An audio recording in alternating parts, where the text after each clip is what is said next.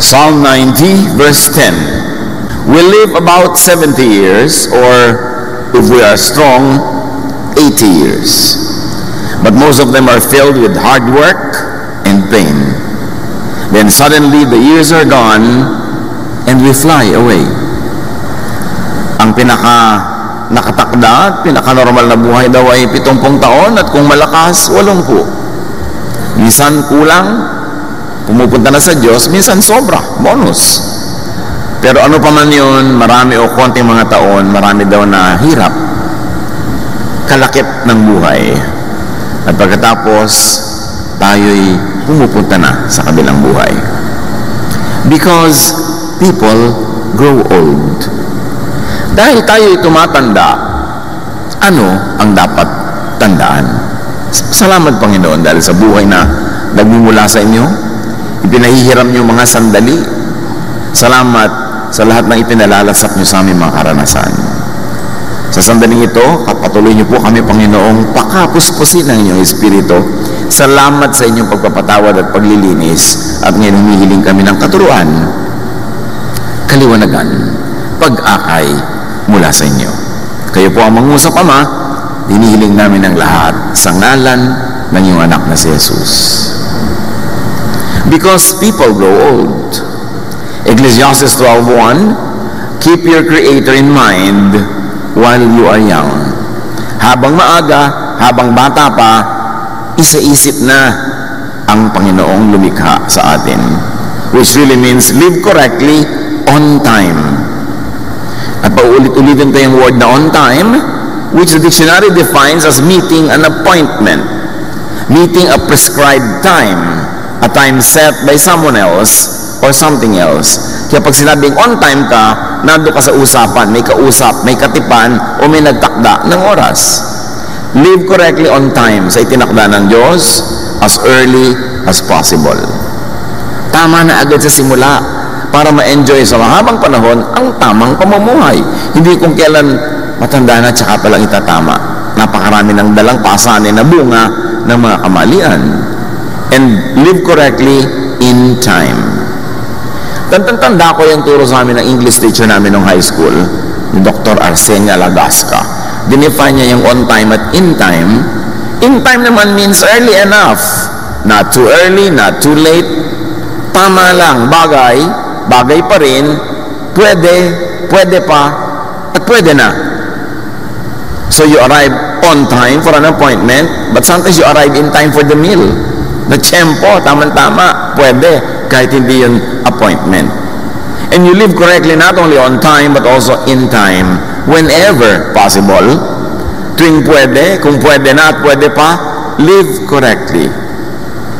In fact, because people grow old, live correctly now, all the time. Bakit? Kasi ang itinatanim, inaani. Ano bang ibig sabihin ng godly life? Marami. Pero sa ating purposes today na may kinalaman sa pagtanda, magtanim ka ng kailangan mong anihin. Bukas, sa makalawa, sa isang linggo, o magtanim ka ng gusto mong anihin. Yun ang tamang pamumuhay. Gusto mong mahalin ka ng kapwa, magmahal ka. Gusto mong alagaan ka ng mga anak mo pagtanda mo, alagaan mo sila habang bata sila. Gusto mong umani ng maraming mga makakain, magtanim ka ng pagkain, or equivalent nun sa practical na buhay. Live correctly. Mula pinakaunang araw na meron tayong isip hanggang dumilim ng ating isip o sumakabilang buhay, and all the points in between. So if you cannot live correctly on time, at least be in time. Yung pwede pa, abot pa, pwede pang may anihin kahit may edad na. Ecclesiastes 12:1, in years to come, you will be burdened down with troubles and say, I don't enjoy life anymore. Darating daw yan sa panahon ng tao na sasabihin, hindi na ako enjoy sa buhay. Lalo na kung may nararamdaman, lalo na kung malungkot, lalo na kung kapos. So enjoy life on time. Kasi dumarating yung panahon, hindi mo na pwedeng ma-enjoy. Tapos na yung appointment mo with enjoyment. May mga enjoyment na may ka-appointment ka. May ka-appointment ka na mag-enjoy sa ganung panahon, sa ganung oras. keep that appointment. Huwag kang maging huli. But, kung sakasakali man na nagmintis, dumaplis, enjoy life in time. Marami namang pwede pa eh. Oh, pwede na. And enjoy life all the time. Bakit? 70 years lang daw binigay sa atin. Kung malusog ka, 80. Kung sobrang may bonus, lumalampas pa doon. Pero kung minsan, hindi ka lagi malusog paglampas doon. Minsan naman, 7 pa lang. Sa kabilang buhay na. So, hindi mo dapat ipaghintay. Dapat you enjoy life all the time. Because you don't know how much time you, in particular, have. Ecclesiastes 11:9, be cheerful and enjoy life while you are young. Do what you want and find pleasure in what you see. But don't forget that God will judge you for everything you do. Ibig sabihin lang, enjoyin mo, pero may hangganan yan, may tasa, merong limit. Huwag kang lalampas sa tama dahil hindi na rin yun enjoyable. Meron na yun na pangit na bunga. And when Ecclesiastes says God will judge you, hindi lang yung negative na paparusahan ka pa nagkamali ka, kundi tatanungin ka rin ng Diyos, sinulit mo ba ang buhay mo? May judgment din nun. May panahon dapat ka mag-enjoy, hindi ka nag-enjoy, sinayang mo yung bigay ko sa iyo na lakas, yung kakayahan mag-enjoy. Bakit sinayang mo ang gift ko? At katulad doon, sa binigyan ng mga iba't ibang dami ng kayamanan para gamitin nila, yung mga hindi niya na parami yung ibigay sa kanya, binawi. Hindi lang tayo binibigyan ng Diyos ng oras sa mundo para magtrabaho at maglingkod ng maglingkod. But magamat kasama yon, pero meron din kasama yon na space and time for enjoyment. And we will also be accountable to God pag hindi tayo nag-enjoy. Marami kasi kumisang misrepresentation ng religion na puro tiis dito, sa langit ka bumawi. Invento ng tao yung katuruan na yun. Pero ang Diyos, ang gusto niya ang mga tao mag-enjoy. Kaya tinuruan tayo ni Jesus na makilala ang Ama na gusto niya tayo mag-enjoy sa buhay. To the point na ang unang miracle ni Jesus ay lumikha ng alak wala sa tubig just to extend a party that would have abruptly ended because there was no more wine. Kilala ba natin ang Diyos sa paraan ng pagpapakilala ni Jesus? Ecclesiastes 9:9, enjoy life with your wife, or of course with your husband, whom you love all the days of this life that God has given you. Which really means don't waste time. And part of that is share time with people that you love and people who love you. Because by sharing good moments with people you love or people who love you, you not only enjoy that time, but you also multiply it. Because people that we love and who love us multiply our joys, divide our sorrows. Sabi niya, enjoy life with your wife. Hindi yung wife ng iba. Yung wife mo. Yung partner mo. For this is your lot in life and in your toilsome labor under the sun. Don't default on this. At nauunawaan natin na maraming mag-asawa ang kailangan kahit temporarily magkahiwalay sa paghahanap buhay. Pero huwag naman pag-uwi mo, nakakabaong ka na. Huwag naman pag-uwi mo at tanda-tanda mo na parang na lang kayong magkapatid. Sayang. Binibigyan ka ng Diyos ng kapartner sa buhay at hindi naman lahat ay may ganong klaseng blessing. Dapat don't default on that privilege. Dapat huwag masyadong mahaba ang oras na magkahiwalay sa pagtatrabaho kasi ang pera hindi mauubos ang pangangailangan dyan. Una, maghihiwalay kayo para lang makabayad sa mga utang. Mamaya, para naman makabili ng kaprasong lote. Siyempre, pagkatapos kailangan lagyan ng bahay. At siyempre, liba nilang napakarami mong pera, doon ka na makakabili sa mga angono, pililya, sa mga maragundon. Kasi medyo malayo-layo na yun. Doon mura-mura. Bakit mahal na rin doon. So ngayon, ano mangyayari? Kailangan mo ng kotse. So pagkatapos, by then, mag-aaral ng mga anak, hanggang mag-college. Pag-uwi mo, hukuluban ka na. Bubuti kung magkasama kayo. Eh kung hindi, sayang. Sabi ng Bible, enjoy life with your partner. Ipaglaban yun. Huwag laging puro pera lang. Dapat alam natin kung hanggang saan ang pwedeng ipaghiwalay natin dahil sa pera at hanggang saan ang tama na yan dahil dapat magkasama naman. At yan ay sa lahat ng uri na magkasama, magkakapatid, magkakaibigan. There's a price to pay for being together. But be willing to pay that price instead of pay the price for other things. Ang tunay na nagpapasaya sa tao, are activities at mga kasamang mahal mo sa buhay, hindi things that you can buy. Ecclesiastes 11:8. However many years anyone may live, let them enjoy them all. Kaya hindi gusto ng maraming mga conservative priests ng Israel ang Ecclesiastes at ayaw nila kay Solomon. Kasi si Solomon, among the teachers in the Old Testament, isa siya sa konting nagtuturo ng itinuturo rin ni Jesus, that you must enjoy life because it's a gift from God. So kay short, kay long, huwag magpalampas, huwag maghintay. Kaya kung minsan ako rin ay medyo naawa sa mga kababayan natin, mga OFW, nasa abroad, ang lahat ng kinikita halos ipadala sa pamilya, magbubukas ng isang sardinas, sa umaga, aalmusalin niya yung isang piraso, sa tanghali, yung isang piraso pa, at sa gabi yung pangatlong piraso, araw-araw ganun halos, ipapadala mo lahat. Hindi makakain ng masarap, tapos puro delata, puro mga helado ang kinakain. So ang nangyayari, nagkakaroon ng stomach problem, pag uwi dito, may mga health problems, hindi na makarecover. At yung mga hindi niya nakain na matagal, hindi na halos din makain pagdating ng panahon. Kaya dapat meron ka rin isineset aside na hindi balik, kahit magpapadala ako sa pamilya, kahit nagpapaalak ng mga anak. There are moments na papasarapin ko naman yung pagkain ko. Hindi ako lagi magtitipid at magtitiis. Kasi nga, nagtitiktak ang orasan, hindi mo alam kung kailan ka sa kabilang buhay, kung ma-enjoy mo pa ba yung nakalaan ng Diyos na dapat mong ma-enjoy. Kaya sabi sa Ecclesiastes 11:8, but let them remember the days of darkness, for there will be many. So kung hindi naman yung dark ngayon, yung araw na to, huwag mo nang gawing dark. Enjoyin mo na yung kanyang kagandahan. Kasi may mga araw na hindi mo maiiwasang di talaga kagandahan ng mga magaganap. So habang wala yun, enjoy whatever is available to enjoy today.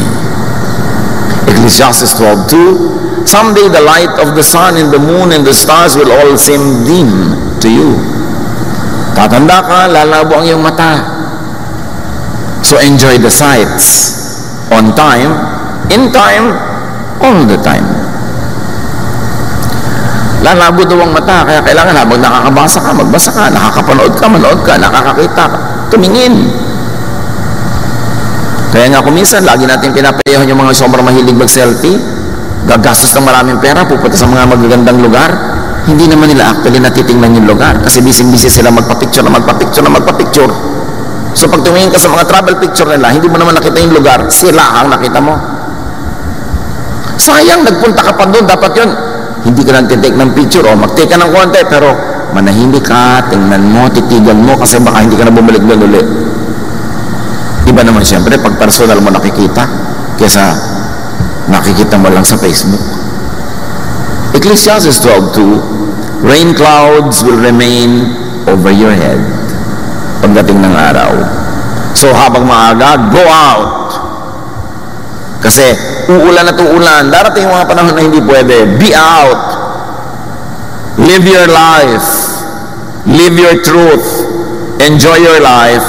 Kasi hindi mo alam kung kailan yung deadline ng earthly life mo. Ecclesiastes 12:3, your body will grow feeble, your teeth will decay, and your eyesight will fail. Hihina ang mga kasukasuan, maglalaglagan ang mga ngipin, lalabo ang mata, therefore be active habang kaya. Kung pwede na, active na. Kung pwede pa, active pa rin. All the time. Because you have all the time to be old. If you'd be given many, many years. Huwag ipaghintay. Dapat everyday meron kang konting bakasyon kahit ilang minuto.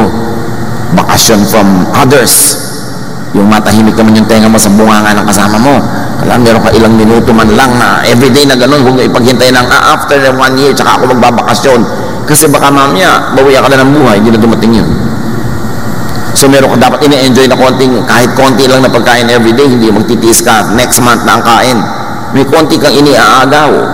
May konti kang time to enjoy, to relax, everyday. Because the Lord's blessing is new every morning. You must not allocate the blessings for today para bukas. Gamitin mo ngayon.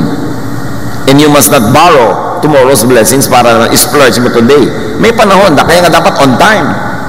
Ecclesiastes 12:4, the noisy grinding of grain will be shut out by your deaf ears, but even the song of a bird will keep you awake. Bakit nga ba? Pagka tumatanda na, humihina na tenga, isinisigaw mo na hindi pa marinig. Pero kung minsan man, huni lang ng ibon, hindi makatulog. Therefore, habang kayang-kaya pa ng tenga, listen, hear what you want to hear. Kung gusto mo na ganong music, kung gusto mo na ganong nadidinig, pakinggan mo siya. At huwag nating takpan ng tenga ng kapwa natin para huwag iparinig sa kanila yung gusto nilang marinig. At huwag nating laging punuin ang boses natin ng mga tenga nila dahil hindi naman tayo sure kung yun ang gusto nila marinig. Hindi ko mo asawa mo, partner mo, kapatid mo, kaibigan mo, lagi nang yung punong-puno na yung tenga, umaapaw na yung tenga niya sa boses mo. Kailang bibigyan mo siya ng pahinga kasi baka hindi yun ang gusto niyang marinig sa oras na yun. Ecclesiastes 12:5, you will be afraid to climb up a hill and walk down a road. Darating ang panahon, konting burol lang, ayaw mo na akyatin o ayaw mong bumaba. So, habang kaya, habang pwede na, at habang pwede pa, climb, walk. At huwag tayong manghawa ng ating mga takot. O natatakot kang sumakay ng aeroplano, huwag mong takutin ang lahat. Sasakay ka. Hindi ka ba nininervous sumakay? Hindi ka natatakot pagka may tagtag? Hindi ba naiisip na may crash kahapon? Yung ganun-ganun. Yung mga takot mo, sarilinin mo na lang. Huwag mong takutin ang iba. Kasi ikaw nga, kinukulong ng takot mo eh, di ba? Nakakadena ka, nakakulong ka dahil takot ka. Tapos gusto mo ikadenad yung iba. So, huwag kang manghawa ng fears. In fact, set people free from fears. Ecclesiastes 12:5 and 7, your hair will turn as white as almond blossoms. You will feel lifeless and drag along like an old grasshopper. Huwag naman kayo ma-depress sa mga binabasa natin, ha? Kasi hindi depression ang goal nito. Kung di ma-realize mong darating yon, so bago dumating yon, dapat samantalahin mo ng panahon. At pag dumating na yon, tanggapin mo. We each go to our eternal home, and the streets are filled with those who mourn. So our bodies return to the earth, and the life-giving breath returns to God. Yun ang good news. Igugupo ang katawan mo, hihina, para bumalik sa lupa. Pero yan namang good news yan eh. Yung spirito mo naman, babalik sa Diyos. Tiyakin mo lang bago mo isole yung katawan mo sa lupa, sulit. Hindi mo nagamit yung katawan mo dahil puro espiritu lang inisip mo. Puro sa kabilang buhay, nandito ka pa. Pag nandito ka, nandito ka. Pag sa kabilang buhay ka, sa kabilang buhay ka. Heaven can wait. And you have all the time for eternal life. And it is so long. So dapat yung buhay dito, buhayin. Because you will not be in your body again. You will not have your physical body for long. You will not always be physical. Because a time will come when you will just be a spirit. So live in the body all the time. Basta pwede na at hanggang pwede pa. Kaya on time and in time. In other words, get physical. Sobrang dinidemonize sa mga religious people yung to get physical. Kung ayaw ng Diyos ng katawan, ba tayo binigyan? Di dapat lumulutang-lutang lang tayo na para mausok-usok. Binigay sa'yo ng Diyos yan. Alam ng Diyos ang ginagawa niya, huwag mong sayangin, huwag mo aksayahin. Enjoy and engage the senses. Binigyan ka naman ta para makakita, hindi para ipikit. Tenga para makarinig. Ng panlasa para kumain. Binigyan ka ng katawan para isayaw, ilundag, umakyat, maglambitin. Live life to the fullest and enjoy sensations because the senses are from God. Feel and be felt by those around you. Ecclesiastes 11:8 to 10, even if you live to a ripe old age, you should try to enjoy each day because darkness, meaning physical death, will come. Either your death or the death of other people. So while you are here, live. While they are here, live with them and let them be alive. Because darkness will come. And when darkness or death comes, we must not be possessed by regrets. Dapat ang nakasulat sa lapid na natin, sulit. Diba? Sulit. Ba talagang sulit? Talagang Ginawa niya ang lahat ng pwedeng gawin. Kaya sabi sa verse 10, rid yourself of all worry and pain, because the wonderful moments of youth quickly disappear. Huwag yung ang lagi mong iniisip yung mga alalahanin, mga nakakatakot, mga problema, magagalit ang Diyos. Konting-konti na kinakagalit ng Diyos, yung hindi ka loving sa iba. Ang lalamang ka, gumagawa ka na masama sa iba. Yun. Pero nag-enjoy ka, bakit magagalit ang Diyos? Uy, laki-laki naman ang leche plan sa halo-halo mo, magagalit si Papa Jesus. Yung mga tao, lagi ang tingin na lamang sila sa Diyos, lagi na lang magagalitin. Do not rob the youth of their youth. Mga matatanda, yung mga youth, hayaan nyo maging youth. Huwag nyo sila itulad sa inyo kasi matanda na kayo, sila hindi pa. Huwag nyo pilitin sila na kumilos na parang kayo, kaya nga kayo mahinin, hindi naman dahil mahinin, may rayuma kasi. Di ba? Mga bata pa kayo, hindi na rin kayo magagaslaw ng konti. Yung lagi pag may masaya, pinandidilatan, pag may malakas tumawa, pinandidilatan. Pag kami kasamang DF, galit na galit ang mga titang old maid. Ano inggit? Ba't kayo nyo mag-enjoy ang mga bata? Itutulad nyo sa inyo? Siyempre, dapat merong bodo, merong iniingatan, merong hangganan, pero huwag sobrang pigil. Kasi hindi naman sila bata matagal eh. Sandali lang. Sandali lang. Pag lumampas, kaya tuloy ang tanda na, doon nagbabata-bataan. Kasi bumabawi. Do not fast forward old age because you have all the time to be old. Meron pa, huy, ang tanda mo na, ba't ganyan ang suot mo? Kailan ko pa isusuot sa burol?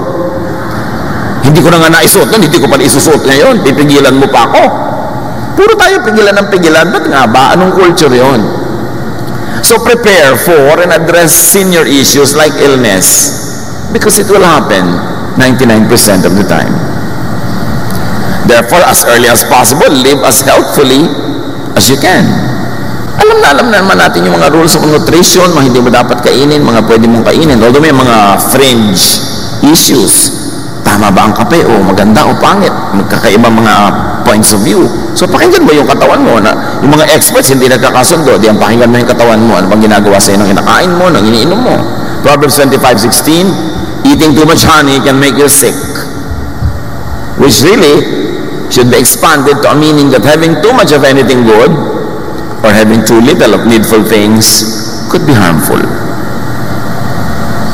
1 Timothy 5:23, stop drinking only water. Take a little wine to help your stomach trouble and the other illnesses you always have. Tapos dinidemonize na naman ng mga relihiyosong wine. First miracle nga ni Jesus, wine eh. Lalayo ka pa.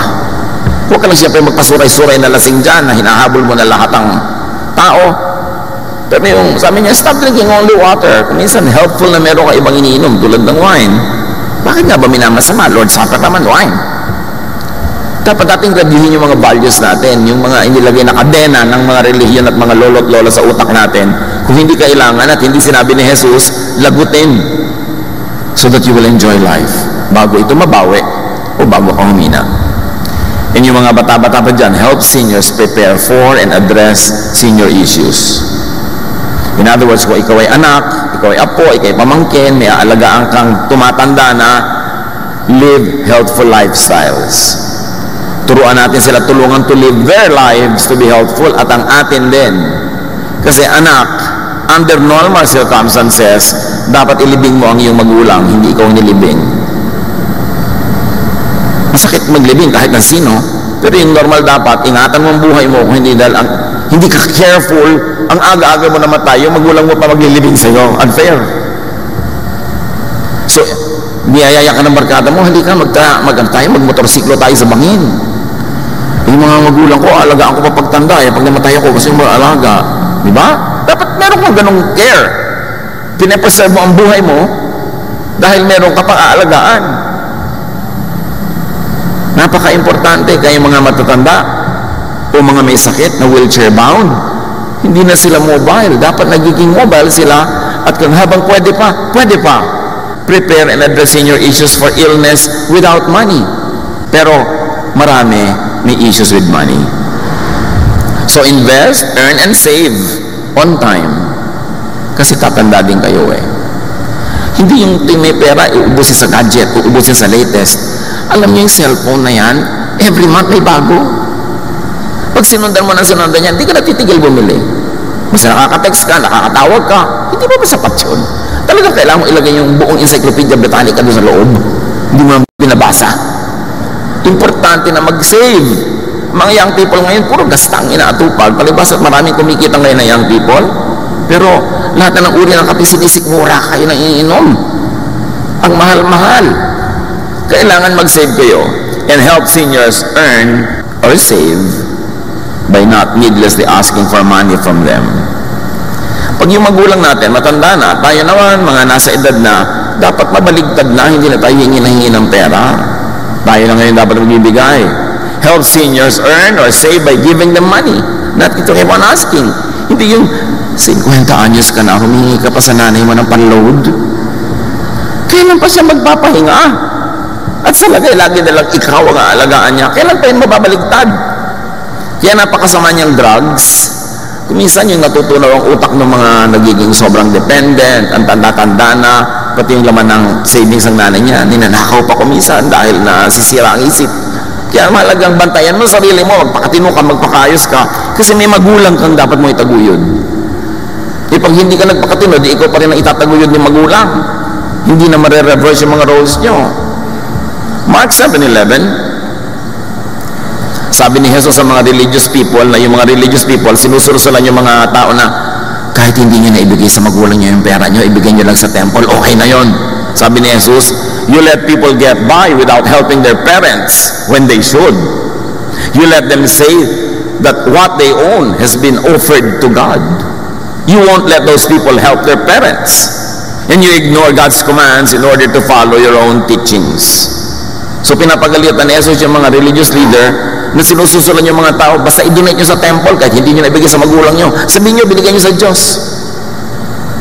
Sabi ni Jesus, invento nyo yan. Ang gusto ng Diyos, yung mga magulang, bigyan nyo. Hindi yung puro inubos nyo na sa either sa relihiyon, o inubos nyo sa bisyo, o inubos nyo kung kani-kanino. Dapat may parte ang magulang nyo. Jesus says that God commands children to help parents. Tatandaan nyo mga anak, ang pang-parents, pang-parents. Sabi ni Jesus, ang pang-temple, pang-temple, ang pang-gimmick, pang-gimmick. Pero ang pang-parents, hindi dapat yan nabubura kahit mag-asawa ka pa, magkaanak ka. Nandiyan yung magulang mo, hindi siya dapat nabubura sa listahan ng mga bibigyan mo. And parents also should do the same, kasi may mga magulang naman na hindi naman nagiging mabuting magulang. Yung pera nila, pang kanila lang. Hindi nila buhayin yung mga anak nila, inuubos nila sa sarili nilang mga lakad, sarili mga bisyo. Sabi ng 2 Corinthians 12:14, children should not have to save enough for their parents, but parents for their children. Yan ay sa mga bata pang children, ha? Sa may bata pa mga anak, hindi kailangan sila ang bumuhay sa magulang. Dapat magulang ang bumuhay sa kanila. Pero pag tumanda na yung mga magulang at may edad na yung mga anak, baligtad naman, sila naman ang bumuhay sa magulang nila. You exchange places. You reverse roles. Pero sabi, hindi ang bata-bata pa ng anak mo, doon ka na nakaasa, ang lakas-lakas mo pa. Yung mga anak mo ang aasahan mo. No!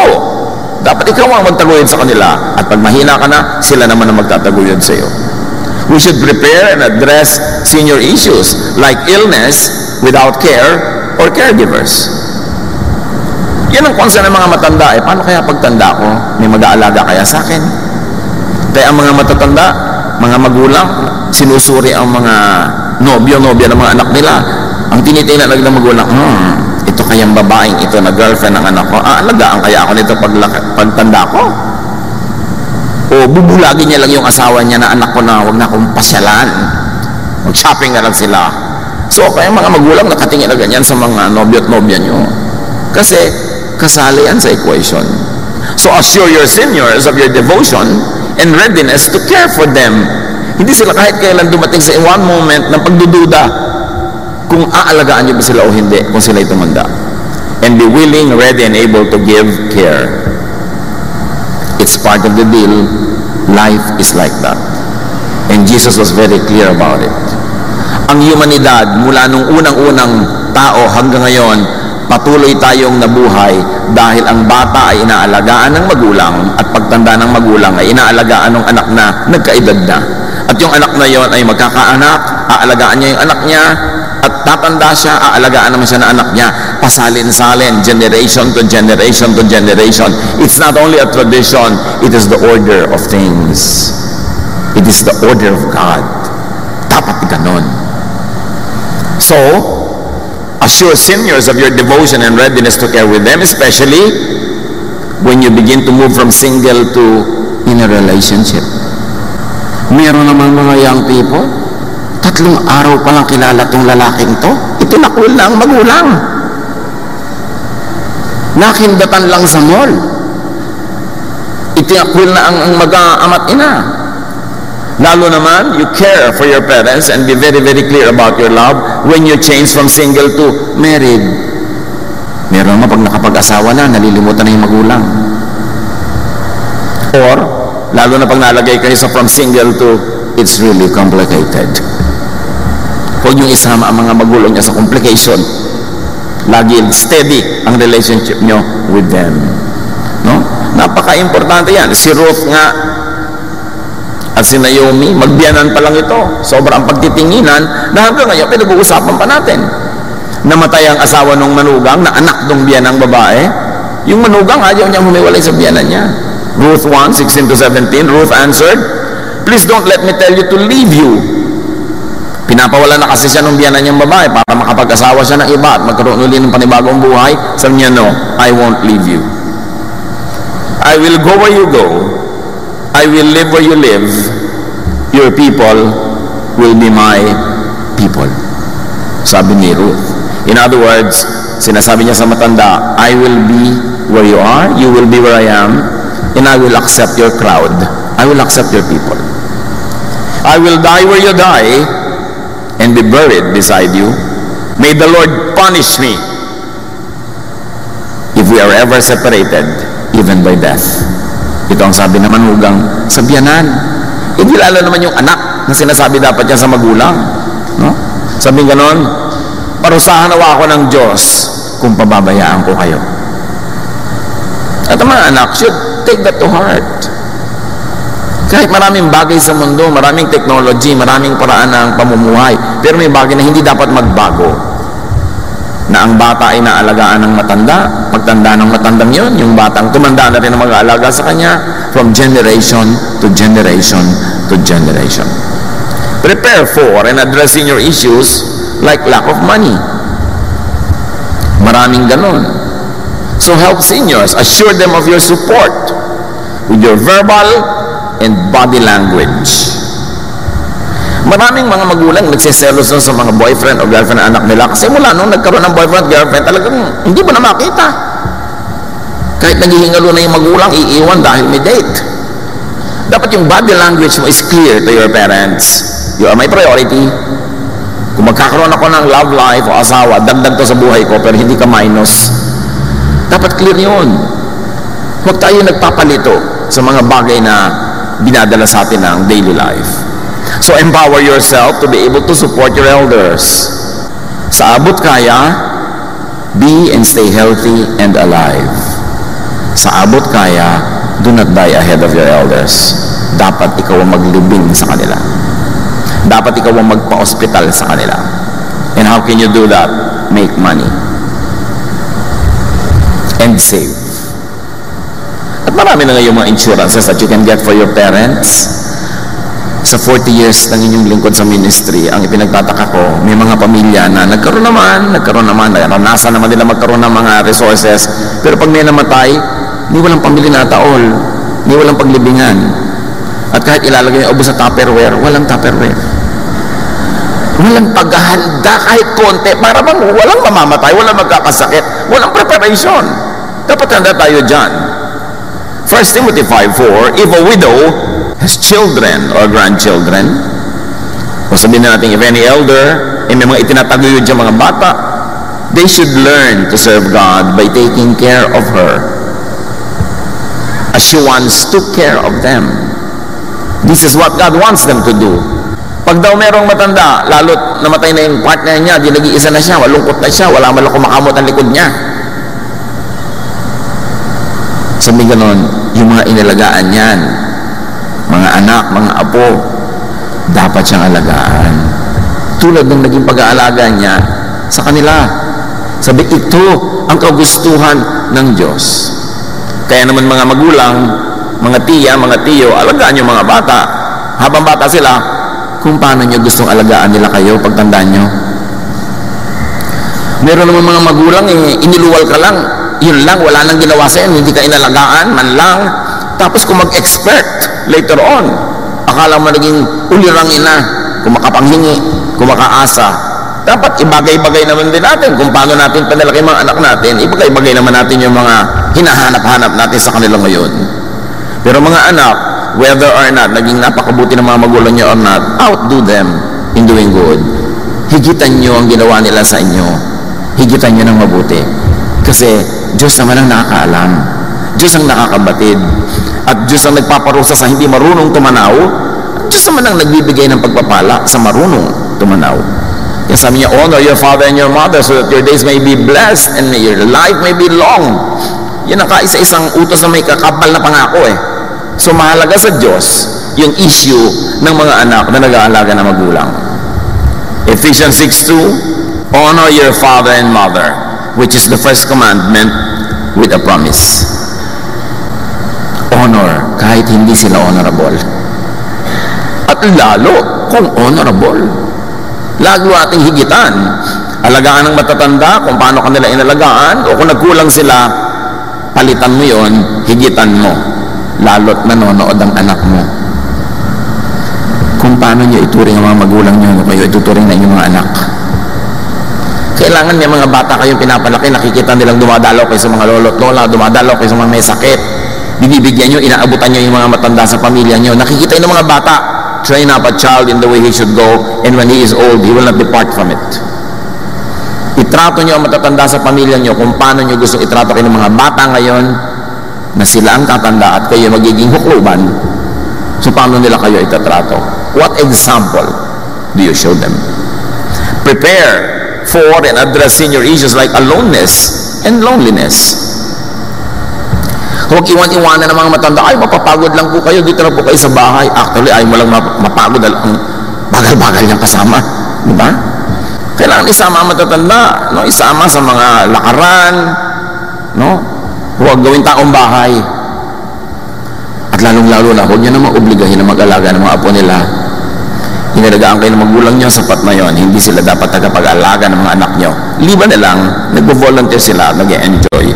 Pero huwag niyong gawing tungkulin nila yon. Hindi nila yon tungkulin. Tungkulin niyo yon kung may anak na kayo.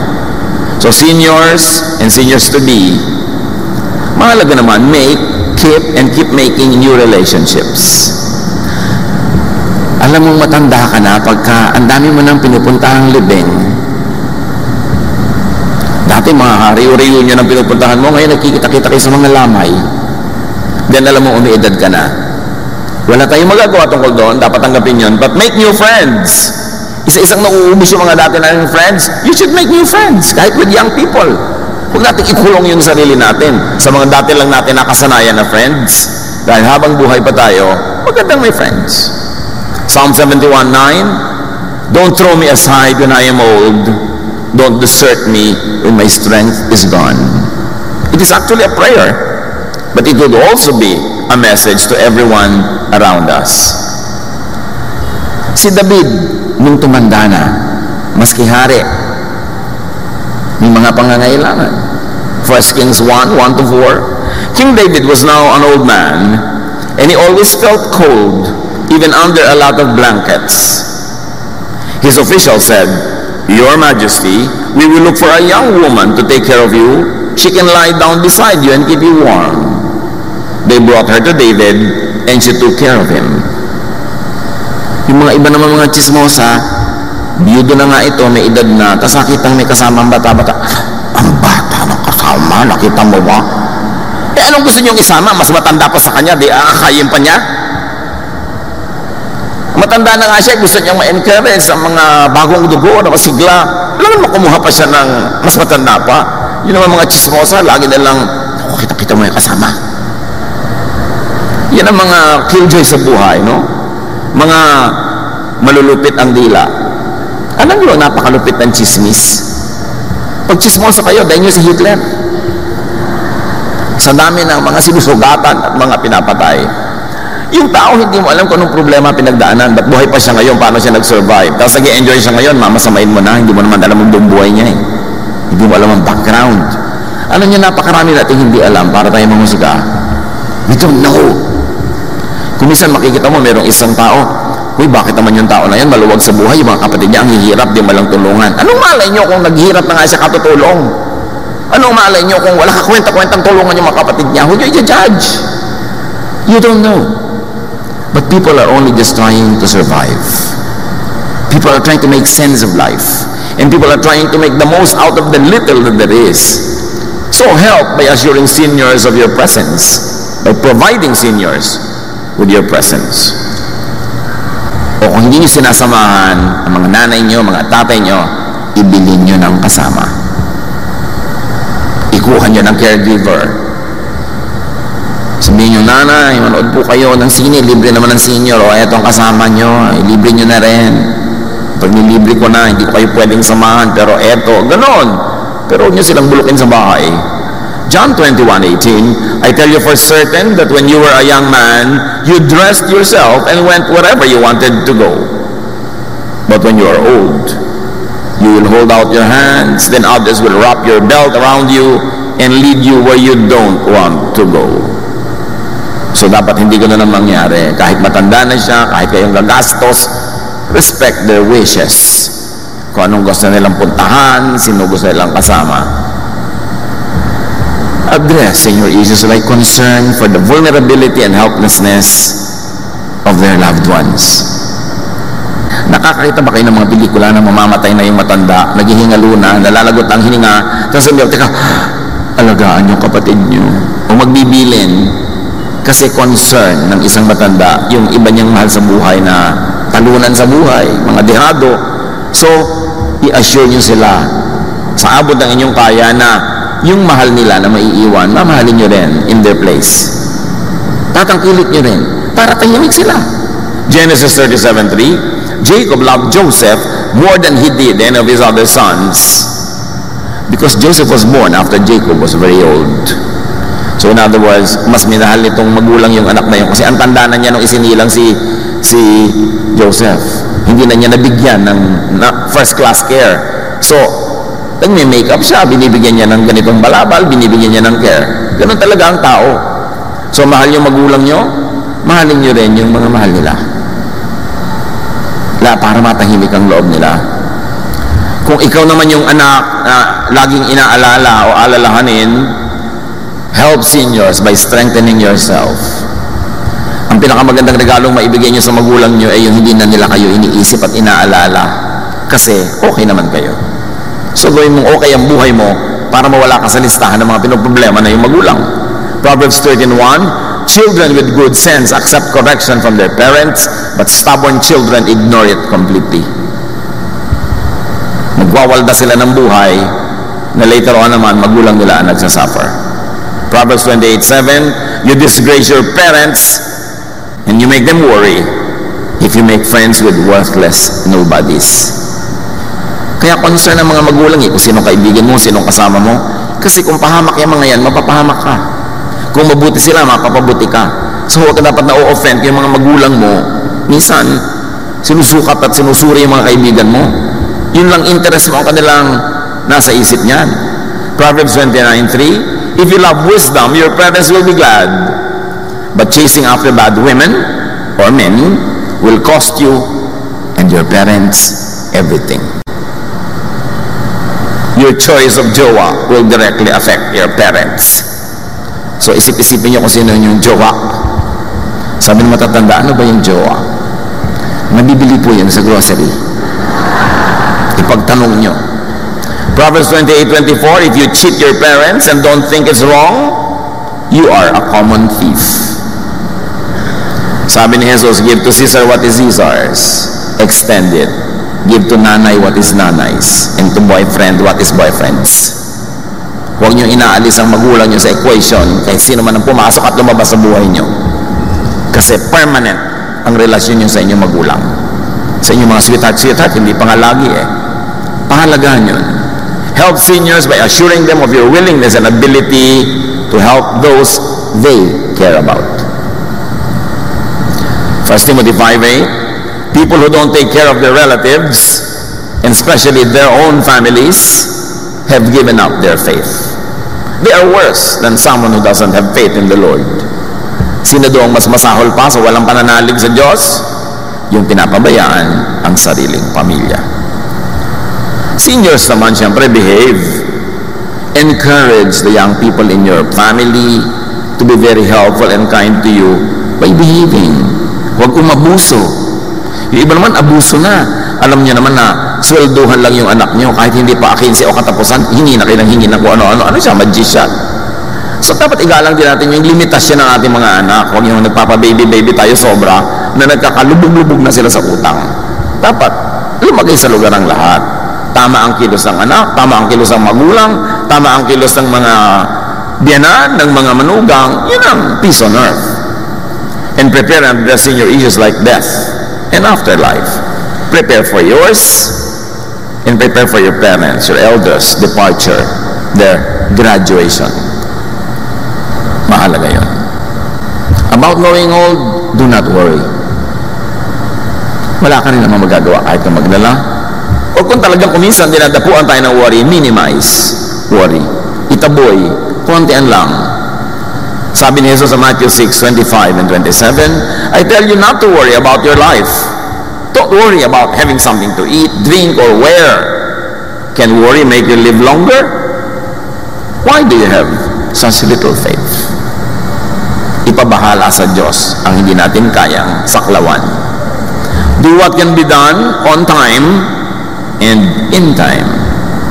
Ecclesiastes 3:1 says, there is a time for everything, and there's a season for every activity under the heavens. So mayroong time, an exact spot for appointments with life.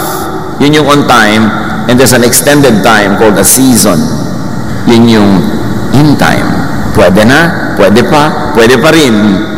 May mga exact, mayroong mga hindi exact. Pero may oras para sa lahat. Make preparations for and attend to your elders' golden years and to your own.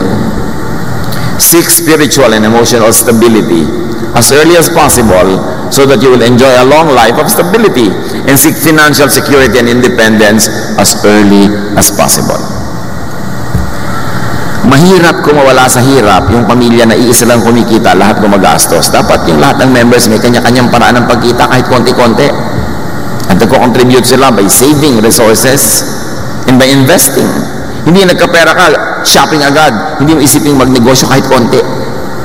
Kailangan may ibang kumikita. Hindi pwedeng one income lang isang household. Unless pagkalaki-laki ng income na yon, nakagapos kayo lagi sa budget. Yung lagi natin ipinagdiriwang na woman of Proverbs 31, because the woman of Proverbs 31 works hard and smart, makes good money, and she does good to her family and to her neighbors, to the needy, because she manages her life, her family well, she could be cheerful about the future. Sabi, she can laugh at the days to come. Mangingiti lang siya, kakayanin niya ang anumang dumating kasi meron siyang inipon, patuloy siyang kumikita, at maganda ang kanyang relasyon sa mga tao sa kanyang paligid. Proverbs 31:25, she is strong and graceful as well as cheerful about the future. She can laugh at the days to come. Gawin natin itong goal, yung ma-enjoy yung Proverbs 31 woman, na meron kang paghahanda emotionally, materially, spiritually, socially, so hindi ka nakatatakot about the future. Every time, all the time, grow spiritually. Serve in God's work whenever you can, habang malakas ka pa. At the same time, kasabay, enjoy life, every period of your life.